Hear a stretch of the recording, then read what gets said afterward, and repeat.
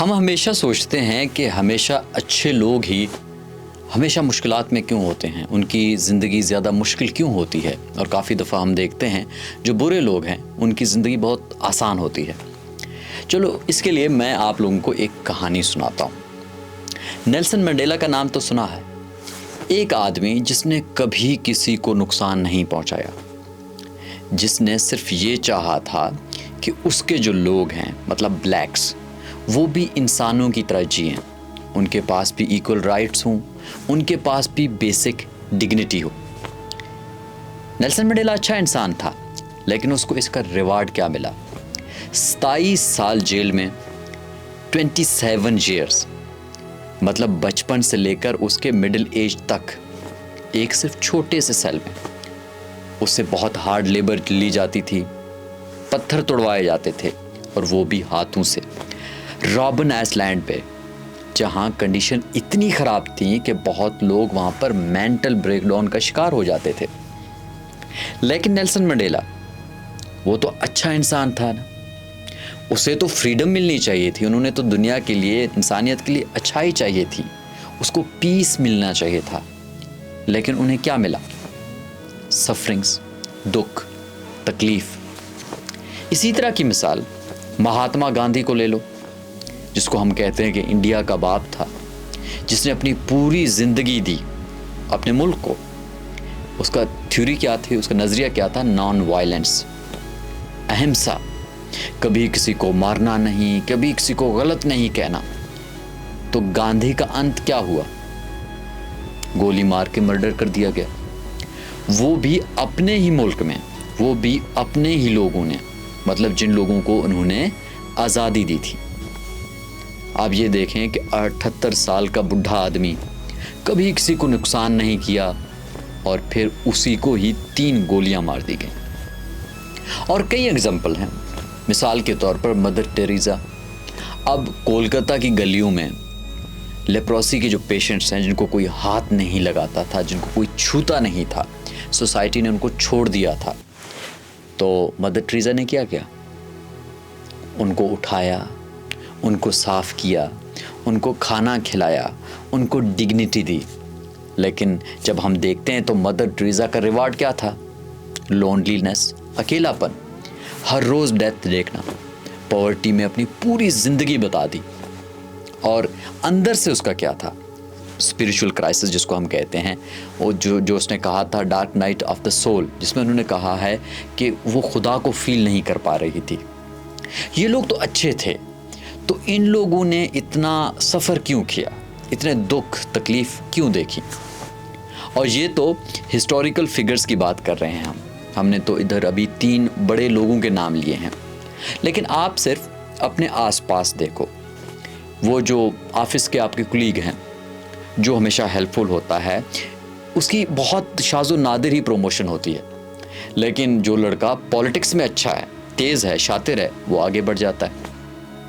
अब आपका एक दोस्त होगा जो हमेशा सबके लिए टाइम निकालता होगा, जब उसको टाइम की ज़रूरत पड़ती है, जब उसको मदद की ज़रूरत पड़ती है, कोई नहीं होता उसके लिए।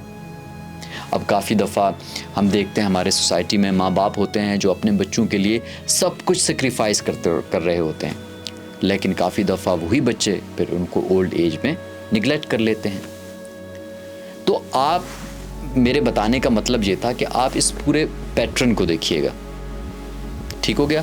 जो अच्छे लोग हैं वो ज़्यादा तकलीफ़ में हैं, ज़्यादा दुख में होते हैं, और काफ़ी दफ़ा ऐसा भी होता है कि जो बुरे लोग हैं वो थ्राइव कर जाते हैं, वो आगे निकल जाते हैं। तो हम ये सोचते हैं, तो क्या ये एक यूनिवर्स का कोई जोक है? क्या कर्मा एक झूठ है? क्या जो हमने पढ़ा था किसी ज़माने में कि अच्छा करो अच्छा मिलेगा, सिर्फ एक फेरी टेल तक ही है जो हमें बचपन में सुनाई जाती थी? या फिर हम ये कह सकते हैं कि यहाँ कुछ और चल रहा है?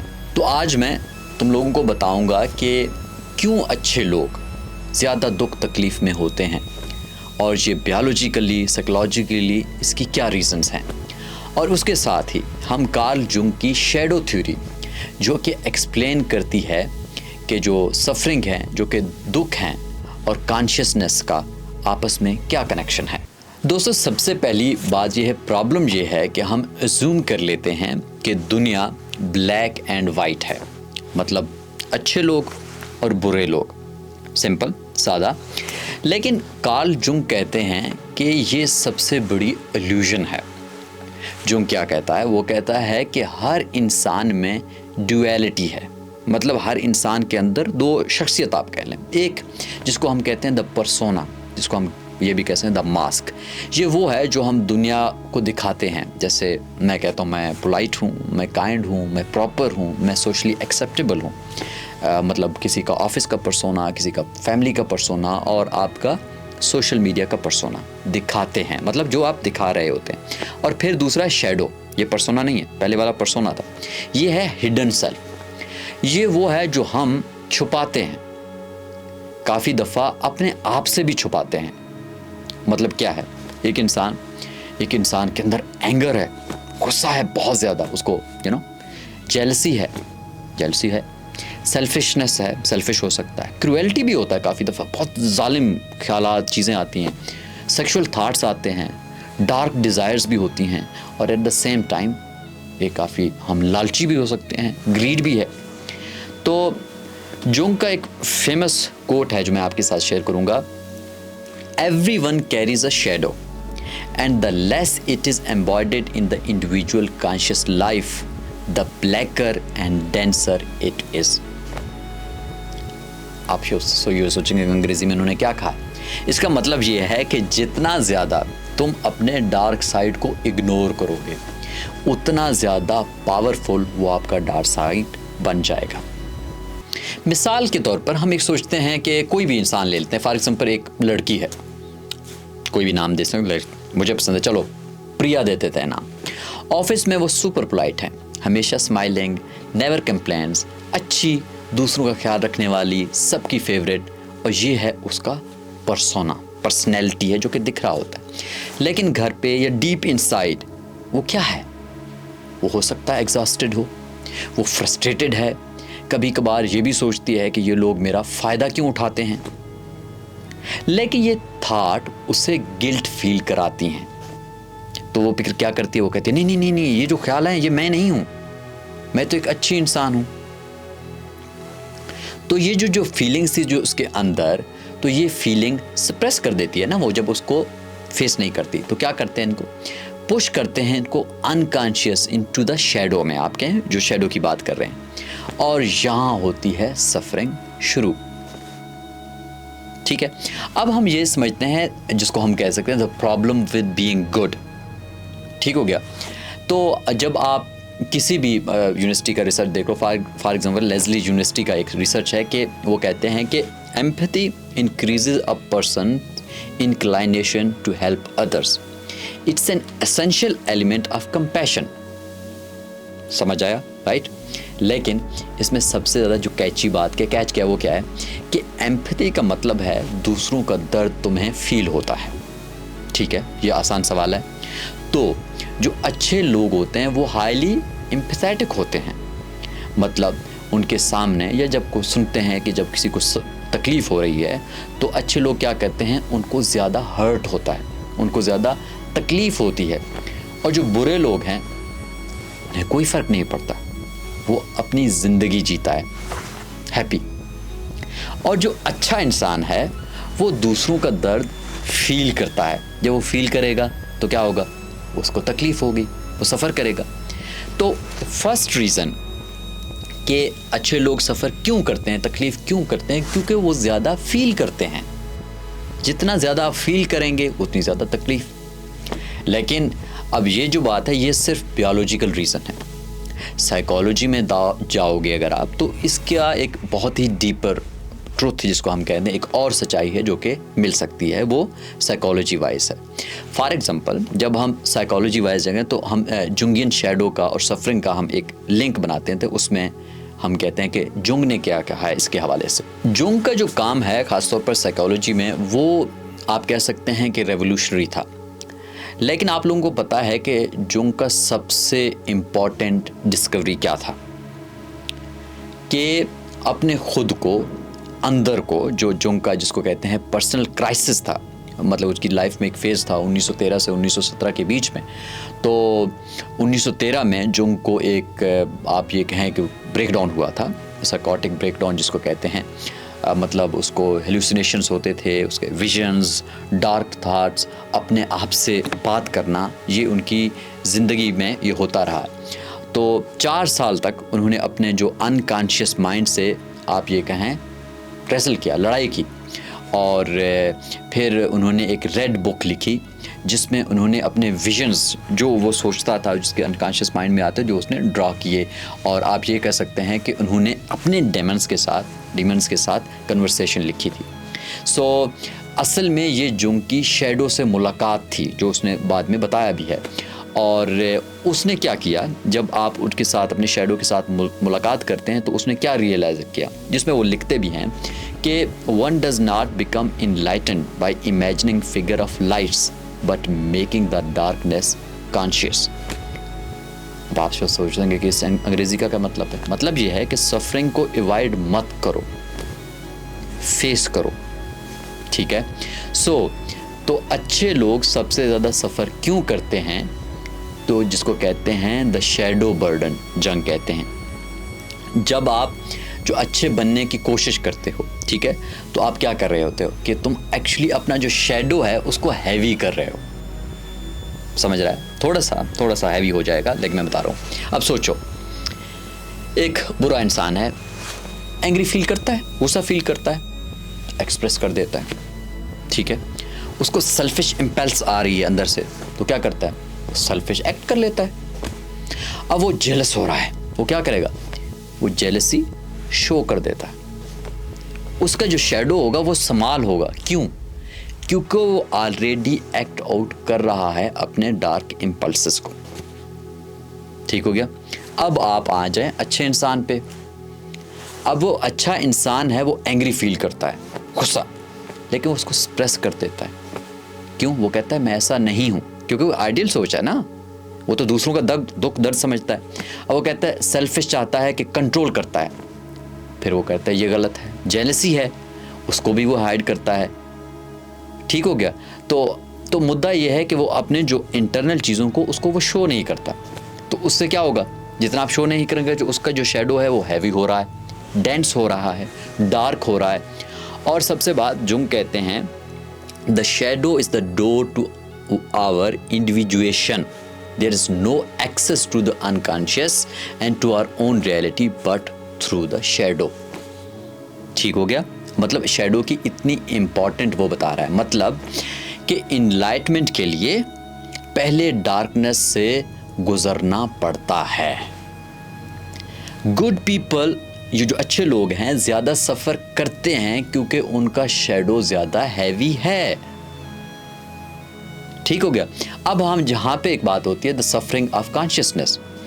अब जुंग ने एक चीज़ बोली जो बहुत दिलचस्प थी। उन्होंने कहा कि man has to realise that he possesses a shadow which is the dark side of his own personality. ठीक है। The whole suffering brought upon man by his experience of the inherent evil in his own nature. ठीक है। which threatens to annihilate the individual in a welter of anxiety and feeling of guilt। ठीक हो गया। अब आप ये देखें, इसमें पूरे में वो क्या कह रहे हैं ना, जब आप इस पूरे क्योंकि वो 5 साल 4 साल का उनका तजर्बा था, उसमें वो क्या एक्सप्लेन कर रहे हैं कि जब तुम अपने अंदर की ईविल को रिकॉग्नाइज करते हो, कर लिया आपने, तो फिर क्या होगा, तो फिर तुम सफ़र करोगे, दुख होगा। जो इग्नोरेंट पर्सन है, जो अपनी शैडो से अवेयर ही नहीं है, वो तो हैप्पी है, वो तो किसी डिल्यूडेड है, लेकिन हैप्पी तो है ना, खुश है वो। और जो कॉन्शियस पर्सन है, जो अपने शैडो से अवेयर है, वो दुख में रहेगा, गिल्टी फील कर रहा है, वो एंग्शियस है क्योंकि वो अवेयर है। अब आप ये कहेंगे कि तो ये क्या हुआ अच्छे लोगों का, कि ये प्राइस है कॉन्शियसनेस की। मिसाल मैं आपको देता हूँ, गांधी को पता था कि एंगर या गुस्सा उसके अंदर है, तशद्दुद उसके अंदर है, वो डेली स्ट्रगल करता था अपने एंगर से, अपने तशद्दुद से। अंदर वो कहता है तशद्दुद करना है, वो आपके साथ ऐसे करें तो आप भी करो। मदर टेरेसा को भी पता था कि डाउट उसके अंदर है। डेकेड्स तक उन्होंने गॉड को उस तरह से फील नहीं किया। ये उसकी सफरिंग थी, लेकिन उसे लड़ती रही ना। अब आप यही बात, अब अगर हम नेल्सन मंडेला को, उसने जेल काटी, उसको पता था कि रिवेंज उसके अंदर है। 27 साल आप एक इंसान को कैद कर रहे हैं तो वो क्या कहेगा, मैं रिवेंज लूंगा ना। लेकिन 27 साल के बाद उन्होंने क्या किया, फॉरगिव एवरीवन। ये उसने बाय चॉइस किया है। ये बैटल थी किसके दरमियान, कॉन्शियसनेस, सफरिंग, इसलिए कहते हैं इग्नोरेंस ब्लिस होती है। ठीक हो गया। अब बात यह है, ये चॉइस जो है, यहाँ पर इंडिविजुएशन की हमने बात की है। जुंग कहते हैं कि लाइफ का गोल है इंडिविजुएशन। अब ये कॉन्सेप्ट है, मतलब क्या है इंडिविजुएशन, कि अपने पूरे सेल्फ को इंटीग्रेट करना, जिसमें आपका पर्सोना जो दिखाते हैं आप, और शैडो, दोनों ये आपके हैं, उनको आपने इंटीग्रेट करना है। अब ये प्रोसेस पेनफुल है। क्यों? जुंग के अल्फाज में, the dissolution of the persona opens the road to the shadow within. A man who is possessed by his shadow is always standing in his own light and falling into his own traps. जो अच्छे लोग होते हैं, ठीक है, वो individuation process में हैं, इसलिए सफ़र कर रहे हैं। जो बुरे लोग हैं, जिसको जनरली वो कहते हैं अवेयर नहीं है, वो अभी पर्सोना पे ही टिके हैं, उनको पीछे का पता ही नहीं है, या कंप्लीटली, या ऐसे भी होते हैं कि वो कंप्लीटली शैडो में चले गए, गुस्सा रहते हैं, लड़ाई झगड़े हैं। तो दोनों केसेस में सफरिंग कम है बट ग्रोथ भी नहीं है। अब ये आप अंदाज़ा करो ना। तो अब इसमें ये है, अब तो फिर क्या बात हुई कि जो अच्छे लोग हैं वो ज़्यादा सफ़र क्यों करते हैं। जब अब साइकोलॉजिकल रीज़न के हवाले से अगर हम इस पूरे थीम को अगर हम कंक्लूड करते हैं तो उसमें से क्या नज़र आता है। जब हमने साइकोलॉजी के उस तरफ गए थे तो अब हम साइंटिफिक रीज़न भी हैं ना, अब साइंटिफिक रीज़न की तरफ है। अब पहला जी है हाई एक्सपेक्टेशंस फ्रॉम अदर्स। ठीक है। अब रिसर्च क्या बताती है? रिसर्च ये बताती है कि good people suffer more because they expect goodness from other people. वो इसलिए ज़्यादा तकलीफ़ में रहते हैं कि वो अच्छाई एक्सपेक्ट, क्योंकि खुद अच्छे हैं, वो अच्छा करते हैं, तो दूसरों को से भी एक्सपेक्ट करते हैं कि वो भी अच्छा करेंगे। मतलब कैसे? आप ऑनेस्ट हैं तो आप एक्सपेक्ट करते हो कि दूसरे भी आपके साथ ऑनेस्ट होंगे, जबकि वो होते नहीं है ना। तो इससे क्या होगा? शॉक और हर्ट होगा आपको। अब फॉर एग्ज़ाम्पल आप लॉयल हो और आपको कोई बिट्रे कर दे, धोखा कर दे, तो आपको ज़्यादा हर्ट होगा। अब आप दूसरे के इंसान की हेल्प करते हो, तो जब कोई तुम्हें हेल्प नहीं करता उस मौके के ऊपर, तो आप पे डिसअपॉइंटमेंट होती है। तो ये अच्छे इंसान की बात है। अगर एक बुरा इंसान है, वो क्या करता है? उसको कोई एक्सपेक्टेशन सिरे से है ही नहीं, तो फिर डिसअपॉइंटमेंट तो होगी ही नहीं। ठीक है, ये एक लॉजिक है। दूसरा ये है कि सेंसिटिविटी एंड एम्पैथी, जिस तरह हमने स्टार्ट में बात की थी। ठीक है, फॉर एग्जाम्पल सुधा मूर्ति ने कहा था किसी एक वक्त में, मैंने देखा था कि you should not be so sensitive people suffer a lot in life. अच्छे लोग क्या होते हैं? वो मोर सेंसिटिव होते हैं। ठीक है, जब आप ज़्यादा सेंसिटिव हैं और ज़्यादा एम्पैथेटिक हैं और आप दूसरों के तकलीफ़ से ज़्यादा अवेयर हैं, ठीक है, तो ये क्वालिटीज़ जो हैं आपको वल्नरेबल बनाएंगी। अब बुरे लोगों को ऐसा कोई चक्कर नहीं है, वो तो थिक स्किन है, वो तो कोई फ़र्क नहीं पड़ेगा, वो इसलिए प्रोटेक्टेड होते हैं। अब आते हैं हम रीज़न 3 की जानिब, अटैचमेंट एंड एक्सपेक्टेशन। जो बुद्धिस्ट थे, बुद्धिज़्म में ये बोला गया है कि आप जो दुख का रूट काज है वो है अटैचमेंट। अच्छे लोग अच्छे लोग हमेशा अटैच हो जाते हैं। किससे? लोगों से, मतलब अपने प्यारों से, और ये मोस्टली अटैच हो जाते हैं वैल्यू से भी, मतलब ऑनेस्टी होना चाहिए, फेयरनेस हो जाना चाहिए, इक्वालिटी होना चाहिए, और फिर एक्सपेक्टेशन से भी कि इस दुनिया को, समाज को कैसे रिएक्ट करना चाहिए। लेकिन रियलिटी तो डिफरेंट होती है एक्सपेक्टेशन से, तो फिर होगा दुख। लेकिन बुरे लोगों के लिए तो ये कोई अटैचमेंट था ही नहीं, वो तो ज़्यादा फ्लेक्सिबल होते हैं, तो वो चीज़ों को अडॉप्ट कर लेते हैं। अब और रीज़न भी है सोशल इनजस्टिस एंड डिस्क्रिमिनेशन है, जो समाज में जो कि मसाइल हैं उसकी वजह से भी हुआ है। मिसाल के तौर पर जो अच्छे लोग होते हैं वो इनजस्टिस के अगेंस्ट लड़ते हैं। मिसाल के तौर पर मार्टिन ल्यूथर किंग जूनियर जो हैं, जब आपको पता है कि रेसिज्म गलत है और आप उसको रोज़ देखते हो, समझ रहे हैं, तो आपको दुख ज़्यादा होगा। क्योंकि आपको मॉरल जो बर्डन है वो फील होता है। अब जो बुरे लोग, जो दूसरे लोग हैं, उनके लिए कोई मसला ही नहीं है, क्योंकि उन्होंने वो ओन ही नहीं किया होता, वो कॉन्शियस ही नहीं होते, तो इसलिए वो मूव ऑन कर देते हैं। और इसके अलावा एक और भी दिलचस्प रीज़न है, वो है सेल्फ सेक्रीफाइस और बर्नआउट। मतलब क्या होता है कि अच्छे लोग क्या करते हैं, वो सेक्रीफाइस करते हैं। किससे? अपना टाइम, अपना पैसा, अपनी कंफर्ट, अपना हैप्पीनेस। किसके लिए? दूसरों के लिए। चाहे आप इसके रीज़न कुछ भी कहें, तो बर्नआउट होना तो तय है। ठीक है, जिस तरह मदर टेरेसा ना डेकेड्स तक, मतलब 30-40 साल तक वो पॉवर्टी में रही, बीमारों के साथ रही, उनका ख्याल रखा, खुद रेस्ट नहीं किया। ये सस्टेनेबल तो नहीं है। बॉडी और जो आपका जिस्म है और आपका दिमाग है वो तो सफ़र करेंगे। ठीक है, और इसके बाद है टारगेट ऑफ एक्सप्लॉयटेशन है। ये एक बहुत ही सैड रियलिटी है। तो क्या है कि जो बुरे लोग होते हैं, तो उनको वो अब बुरे वक्तों में लोगों का ख्याल तो नहीं रखेंगे, लेकिन जो अच्छे लोग हैं वो तो हेल्प करते हैं। लेकिन जब उन्हीं अच्छे लोगों को हेल्प चाहिए होता है, कोई नहीं आता। वो कहते हैं ना, parasites are attracted to givers. जो मैनिपुलेटिव लोग होते हैं वो अच्छे लोगों को टारगेट करते हैं, क्योंकि वो जानते हैं ये लोग बोल नहीं पाएंगे। तो ये एक आप देखो किस तरह से मैनिपुलेट किया जाता है अच्छे लोगों को, तो ये भी एक रीज़न है। अब जिस तरह हमने कहा कि हिस्टोरिकल एग्जांपल्स मैंने अभी स्टार्टिंग में बताया था, मैं थोड़ा सा इसको ना ब्रीफली दोबारा से बता देता हूँ कि किस तरह से जो समाज के जो हमारे वो हैं, जो अच्छे लोग हैं जिनको हम जानते हैं, किस तरह से उनकी सफरिंग्स रही हैं। तो जब हम रियल एग्जांपल्स देखते हैं, हमारे आसपास भी हो रहे होते हैं, लेकिन हम जब बड़े अजीम हस्तियों को देखते हैं, मिसाल के तौर पर नेल्सन मंडेला की बात करते हैं। 1918 में पैदा हुए, 2013 में वो फौत हुए। उसने क्या किया? उसने रेशल सेग्रीगेशन के ख़िलाफ़ साउथ अफ्रीका में उसने अपनी जिद्दोजहद की। ठीक हो गया, एक अच्छा इंसान था। अच्छा इंसान क्या करेगा? उसने पीसफुल प्रोटेस्ट किए। ठीक है, उसने कहा कि अब मुझे इक्वालिटी चाहिए, बराबरी चाहिए। भाई हम ब्लैक हैं तो कोई बात नहीं, हमें तो इक्वालिटी चाहिए। तो सफरिंग क्या हुआ भाई एक अच्छे इंसान को? 27 साल जेल में रहे हैं, 1962 से लेकर 1990 तक। रबिन आइलैंड है, ब्रूटल कंडीशंस होती हैं वहाँ पर, बहुत सख्त। आपसे हार्ड लेबर करवाया जाता है, आपको अपने हाथों से आपको पत्थर तोड़वाए जाते हैं, आपको ख़ानदान से उसको अलहदा किया गया, उसकी हेल्थ डिटेरिएट हुई, बिल्कुल ख़राब हुई। तो जोंगियन एनालिसिस को अगर हम अप्लाई करेंगे इसके ऊपर, वो क्या कहेगा? मंडेला ने अपने शैडो को फेस किया जेल में। क्या था वो? Anger, hatred, revenge. वो बोल सकता था ना, वो बोल सकता था मैं इनसे बदला लूंगा, लेकिन उन्होंने चूज क्या किया? Forgiveness and reconciliation. तो ये कॉन्शियस चॉइस थी, आप देखें।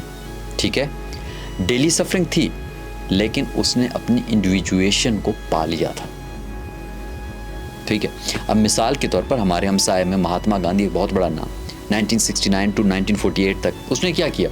उन्होंने कहा कि जी इंडिया को मैंने आज़ाद करवाना है। ठीक है, इंडिया को, हिंदुस्तान को जो उन्होंने आज़ाद करवाया, उन्होंने कहा एक ही असूल है मेरा, नॉन वायलेंस। वायलेंस नहीं होगी, मैं पीस के लिए, सभी के लिए, मिनॉरिटीज़ के लिए, सभी के लिए मैं पीस की बात करूँगा, उसके हकूक़ की बात करूँगा।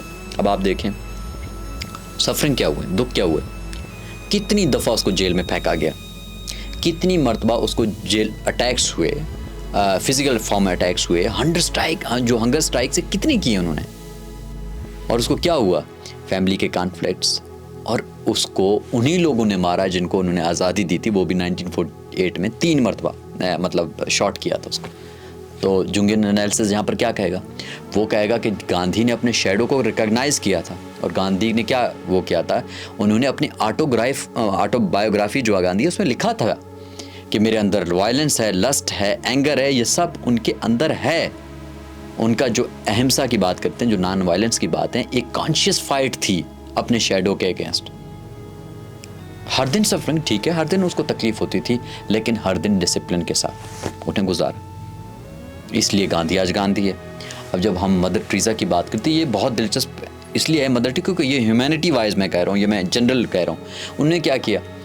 जो कोलकाता के जो सबसे गरीब लोग थे, जिनको कोई हाथ नहीं लगाता था, जो बीमारियाँ होती थी लेपर्स की, ठीक है, उनको, जिसको बच्चों को फेंक दिया जाता था, लोग मर रहे थे, कोई हाथ नहीं लगाता था, उसने कहा जो मिशनरीज ऑफ चैरिटीज़ की बात कर रहे हैं ना, उन्होंने वो किए ना, तो फिर उसकी सफरिंग भी तो देखें।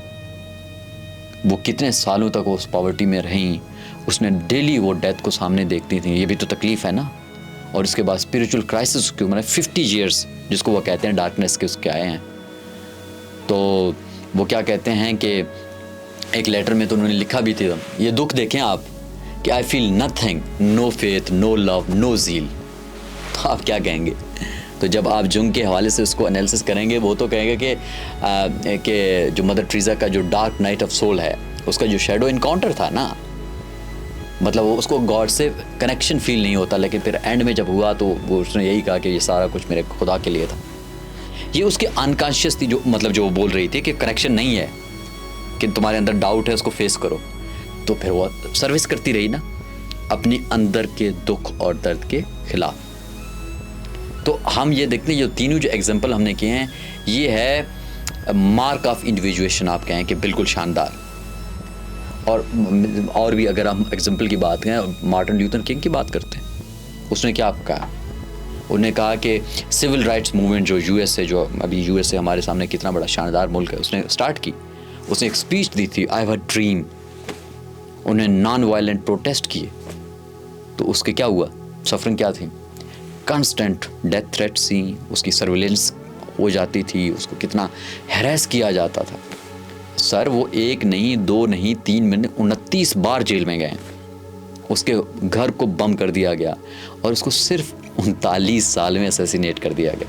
अब आप लोगों ने पैटर्न देखा, सबसे अच्छे लोग, सबसे ज़्यादा दुख और तकलीफ़। ठीक हो गया। अब हम इसके बहुत ही इम्पॉर्टेंट पॉइंट्स पे आते हैं। वो जो एक पैराडॉक्स है कि वो ये कहता है कि जो सफरिंग है या दुख है, तकलीफ़ है, वो ही एक्चुअल में उनको अच्छा बनाती है, जिसको हम कहते हैं ट्रांसफॉर्मेशन जो होता है ना। लोग तो ये कहते हैं कि दुख क्यों होता है, अगर कोई कहे दुख ही होता है इसलिए वो अच्छे हैं। अब ये ट्विस्ट की बात है ना। क्वेश्चन ये नहीं है कि मतलब इसमें कि अच्छे लोग सफ़र क्यों करते हैं, मतलब दुख क्यों होता है। क्वेश्चन ये है कि क्या एक्चुअल में दुख ही उन्हें अच्छा बनाती है। ठीक है। जब हम जुंग के इंसाइट्स पे जाते हैं ना, तो वो क्या कहते हैं? वो कहता है there is no coming to consciousness without pain. आपको तकलीफ़ होगी फिर ही आप कॉन्शियस उसमें आ सकते हैं, आपको फील होगा, तकलीफ़ होगी। तो मतलब क्या हुआ कि कॉन्शियसनेस और सफरिंग एक साथ आते हैं। आप सफरिंग से, आप दुख से, तकलीफ़ से नहीं बच सकते if you want to grow. ठीक है। तो इसमें एक और चीज़ आती जाती है, अल्केमिकल जो ट्रांसफॉर्मेशन है उसकी बात है, जो मतलब जुंग ने एक अल्केमी का कॉन्सेप्ट दिया था ना, उसमें क्या था, वो कहते हैं ना लेड इनटू गोल्ड। ठीक हो, ये एक्चुअल में मेटाफर है ना। अब लेड क्या है? योर सफरिंग है, आपके शेडो है, आपका पेन है, आपके दुख हैं, आपकी तकलीफ़ हैं, लोगों का रवैया है। और गोल्ड क्या है? इससे क्या बने? आप विजडम, आपके अंदर जो आप वाइज हुए, आपके अंदर कंपैशन आ गया, आपके अंदर एक होलनेस आ गया, आपने अपने दोनों एस्पेक्ट को ऑन कर लिया। जो ट्रांसफॉर्मेशन के लिए एक हीट चाहिए होती है, प्रेशर चाहिए, ठीक है, सफरिंग चाहिए, दुख चाहिए। तो मंडेला जो है, नेल्सन मंडेला जेल नहीं जाते तो वो एक आम से पॉलिटिशियन ही रहते। उन 27 सालों ने उन्हें लेजेंड बनाया है। आप देखें ये। अब गांधी के जो दुख हैं, अगर वो दुख ना सीते तो वो एक आम से वकील ही रहते। तो इस दुखों ने उनको महात्मा गांधी बनाया। अब मदर टेरेसा की बात करें, अगर वो कंफर्टेबल लाइफ में रहती, जिस तरह अगर कोलकाता में रहती तो क्या होती? कुछ भी नहीं थी, वो आम सी नन होती ना। लेकिन अब मदर टेरेसा बन गई। ठीक हो गया। अब इसी से थोड़ा सा हम रिसर्च से भी ले लेते हैं। फारूक में ओटो रैंक है, जो कि फ्रॉइड का कॉलेज है, जो ठीक है, फ्रॉइड का जो कॉलेज है, उसने कहा कि birth itself is trauma, it is the first experience of anxiety. मतलब आपका दुख से एस्केप प्लान तो हो नहीं जा रहा। ठीक है, ये तो आपकी ज़िंदगी का हिस्सा है। लेकिन इसके ऊपर एक दूसरा कोट भी है कि suffering and hardship are not always a misfortune, it helps us become detach from our surroundings and grow emotionally and spiritually. ठीक है। तो आपके दुख हैं वो आपके ग्रोथ के बराबर हैं, मतलब एक आपके लिए एक अपॉर्चुनिटीज़ भी हैं। ठीक हो गया। तो आपका जो दूसरे जो लोग होंगे, जिसको हम कहते हैं कि जो अच्छे लोग नहीं हैं, ठीक है, हम कांट सा गुड एंड बैड करें, वो एक्चुअली होता नहीं है, लेकिन हम ये कह रहे हैं वो सफ़र नहीं करते क्योंकि वो अनकॉन्शियस में हैं, वो कॉन्शियस में आए हुए हैं, उनको पता ही नहीं है, उनका शेडो जो है ऑलरेडी कंट्रोल में है ना, वो तो इम्पल्स के ऊपर काम करते हैं ना, उनको गिल्ट भी नहीं होगा जब आप इम्पल्स के ऊपर काम करेंगे तो कोई कॉन्शियसनेस भी नहीं होगी, और एट द सेम टाइम वो एज कम्पेयर टू उस तरह से ग्रो भी नहीं करेंगे। अगर फॉर एग्जाम्पल कोई बहुत बड़ा इंसान बनेगा तो हिटलर बन जाएगा, ठीक है, तो एवोल्यूशन नहीं है, तो उनके रेपिटेटिव पैटर्न्स होते हैं, ठीक हो गया। इसी तरह से जब अच्छे लोग हैं वो सफ़र करते हैं क्योंकि वो कॉन्शियस हैं, वो जानते हैं, और उनके लिए ये जो सफरिंग है, ये जो दुख है, ये जो तकलीफ़ है, एक लेसन है, क्योंकि हर एक जो तकलीफ़ है वो एक ट्रांसफॉर्मेशन है। हम ये कह सकते हैं कि आपका जो दुख है वो आपकी एवोल्यूशन का, आप ये कहें कि प्राइस है। अब इस पूरा जो बहस हमने किया है, जो कोई भी इंसान पूछेगा तो भाई इसका सोल्यूशन क्या है, क्या हम बैठ के ऐसे तकलीफ़ सहते रहें, तो ये तो कोई बात नहीं हुई ना। हाँ जी करते हैं, लेकिन तकलीफ़ को कैसे सहना वाइजली। अब वाइजली कैसे सहें भाई, ये भी एक और सवाल है। तो इसमें आपको क्या करना है, ये है कि एक्सेप्ट योर शैडो। क्यों? जुंग ने कहा कि until you make the unconscious conscious, it will direct your life and you will call it fate। ठीक है, अपने अंदर के डार्क पार्ट्स को रिकॉग्नाइज करो, जो इंडिविजुएशन की बात है उसको मिलाओ, आप ये मानो कि तुम परफेक्ट नहीं हो, and that's okay, no problem. आपके अंदर गुस्सा है, एक्नॉलेज करो, जेलसी है, एक्सेप्ट करो, सेल्फिश थॉट्स हैं, आप उनको ओन करें, ठीक है। तो अब इसमें ये क्या है, जो शैडो वर्क जो है इज़ द फर्स्ट स्टेप है, ये आपकी ज़िंदगी में पहला स्टेप होगा, ठीक है। दूसरा क्या, डिटैचमेंट। ये डिटैचमेंट एक्चुअल बुद्धिज़्म और बुद्धिस्ट वे में है कि जिस तरह हमने बात की, तो जो अटैचमेंट है वो सबसे ज़्यादा सफरिंग आपके लिए दुख तकलीफ़ लाती है। तो तुम अच्छे बनो, लेकिन एक्सपेक्ट मत करो कि सब तुम्हारे साथ अच्छा ही करेंगे, ठीक है। अगर फॉर एग्जांपल ये हमारे इस्लामिक वे में है कि अगर कोई शख्स आपके साथ बुरा करता है, आप उसके साथ बुरा करेंगे, तो आप में उनमें फ़र्क नहीं रहेगा ना। और इसके बाद आप दें बगैर एक्सपेक्टेशन के, जिस तरह एक भगवत गीता में भी है कि आप कर्मा करो, फल की चिंता मत करो, ठीक हो गया। अब इससे फिर हम नेक्स्ट स्टेप पे आ जाएंगे, ट्रांसफॉर्म सफरिंग इनटू पर्पस। तो आप जो तकलीफ़ हैं, जो भी दुख हैं, उनको आप एक पर्पस में चेंज करो। जिस तरह मंडेला ने सफरिंग को फॉरगिवनेस में, उन्होंने माफ़ी में इसको कन्वर्ट किया। गांधी ने अपने दुखों को नॉन वायलेंस का एक मूवमेंट खड़ा करके बनाया ना, आप देखें।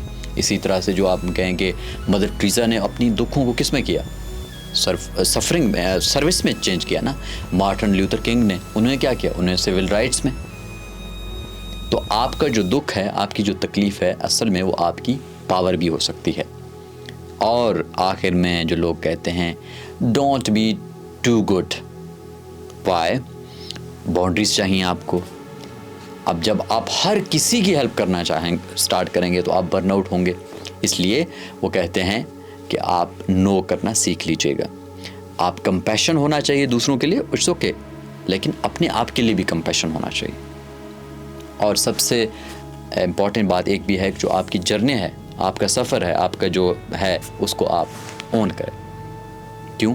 The meeting with one self at first, the meeting with one's own shadow, ठीक हो गया। ये जो जर्नी है वो आपके लिए ईजी नहीं रहेगी, ये आपके लिए पेनफुल होगा, लेकिन यही तो है जिसकी बात हमने की है, इंडिविजुएशन। यही तो है जिसको हम कहते हैं बिकमिंग होल, पूरा बनना। लाइफ का मकसद सफरिंग को अवॉइड करना नहीं है, दुखों को अवॉइड करना नहीं है। लाइफ का गोल ये है, आपका मकसद ये होना चाहिए कि आप उस दुख को, उस तकलीफ़ को विजडम में ट्रांसफॉर्म कर सकें।